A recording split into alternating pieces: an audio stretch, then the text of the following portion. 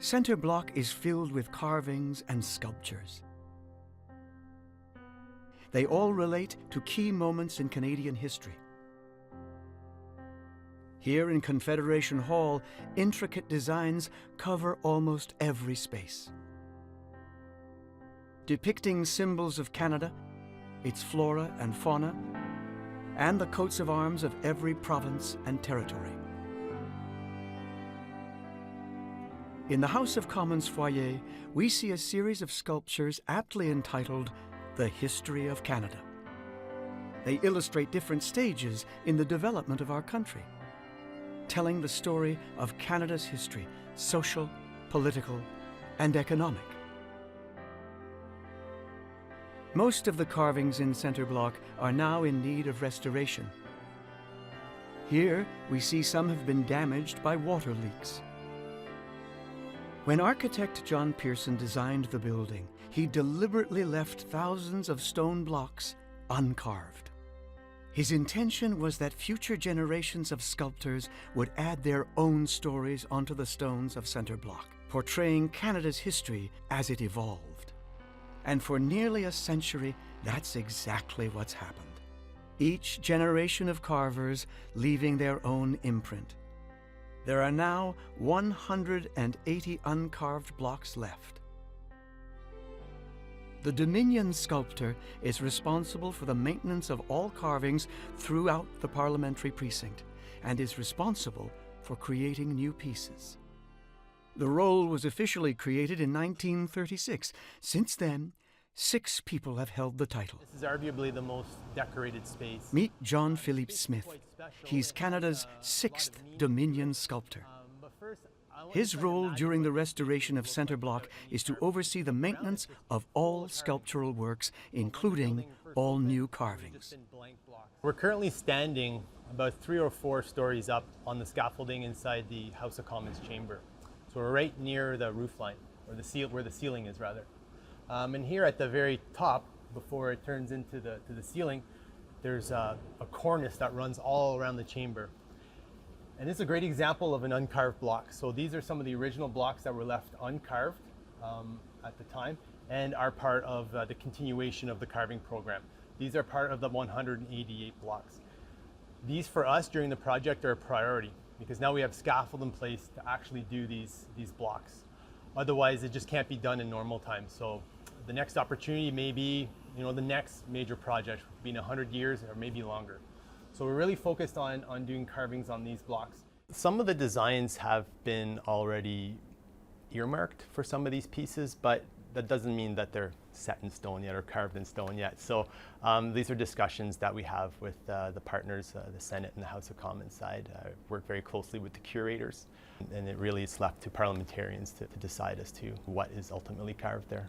It's a consultation process that evolves over time. There's a lot of initial research, design work that takes place, and it's quite a process. Part of my role is to come up with different ideas for what should be represented in those blocks, and my team as well, and also it's vice versa also. These requests can come from the Speaker's office as well. So these are things that we work together on. But I really try, and as part of my role, to keep what I personally want to see there. It's not that, it's really to represent what we feel that the nation or the people of Canada, citizens of Canada would most need to see there, or is most relevant to the country, really. Right now I'm standing in the House of Commons foyer just by the entrance, and there's a couple really interesting pieces I'd like to point out here. In 1978, Member of Parliament Wally Firth approached the Speaker at the time, James Jerome, to have pieces created and carved by Indigenous carvers to be placed into the walls of Parliament. This would later become known as the Indigenous Peoples Sculpture Program. So 10 uncarved areas were selected and earmarked for this program. To date, 9 of these carvings have been completed. One of them is here. This piece was created by Indigenous carver Joe Jacobs from Cayuga Nation. This piece is titled Creation. And on this side, we have a piece that was created by Gitxsan artist Earl Muldo. It's important to note that these carvings were completed at the carver's studios. So the blanks were shipped off to the different locations of the carvers, and they were created in their own studios. Moving forward, it's also important to note that the carvers themselves here that created these pieces and the parliamentary carvers never actually met. There was no discussion or exchange of knowledge in the different ways of carving. But moving forward, we have Indigenous carvers that will be joining our team. We'll also be working with commissioned Indigenous artists as well. And the goal then is to actually work together to share means and methods and really work to design and come up with new themes for the future of the decorative works together. Our team's focused on two things. There's the new works, and then there's the restoration works. So I'll start with new works. So new works, let's say you have a blank piece of stone that's in the walls, and then you want to create something. You'd first start by doing some research, then some drawings, and then you do a clay model. And the beauty of working with clay is that you can add and subtract materials. So once you've finished that sculpture, it's really exactly what you want. Then that is cast into plaster, which is then creates like a model, which is known as a maquette. So that's kind of like your hard model that you then copy into stone. And then that maquette or model kind of gets put into storage, and the finished piece gets installed or is already there if you worked it in situ.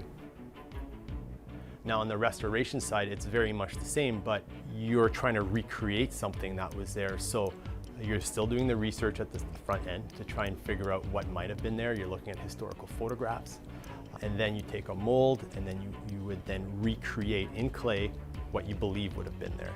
And you have to remain true to the style and the other elements that are around that inform that sculpture. And then you have your maquette, and then you recarve the piece in stone, and it gets set back into the wall. So that's the process. It's a process that's been around for thousands of years, and yeah, it works.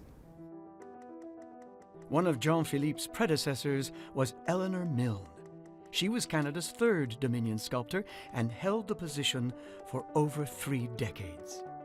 She's very well known because she really did some of the more well-known series, the British North American Act series and the History of Canada series.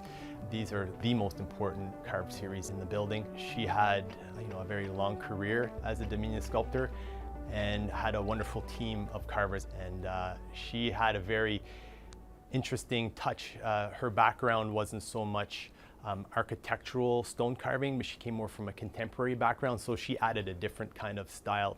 It still fell within what you could say the Gothic style, but she pushed the boundaries into something that was completely new and something that was completely herself as well. So it's really interesting to see her work and how she did it.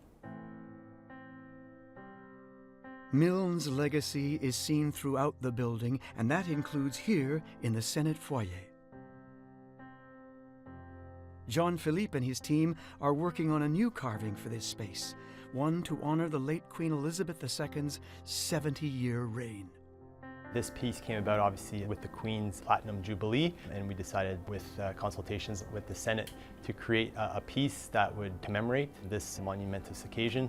And it was basically myself and the curator on the Senate side and the usher of the Black Rod. We walked through the space, and then we selected this keystone as being a really perfect place to create a decorative representation of that event. The first step was really looking at this keystone and trying to figure out what we could do within the space that it provided. Also, we had the Platinum Jubilee emblem that was created here in Canada for commemorating that occasion. So we know we wanted to include that into the piece and at the center of it. So that was good. We were partway there, but we felt that it needed something a little extra along the sides. And it was suggested from the Senate side that perhaps we could add some foliage. And Her Majesty's favorite flower was the lily of the valley. So I believe that the Senate checked with Buckingham Palace to see if that was okay, and it was. So then we went ahead and created the emblem that's kind of supported by this lily of the valley. So with that, I did a drawing, and then it was approved, and I moved to actually sculpting it in clay, life size.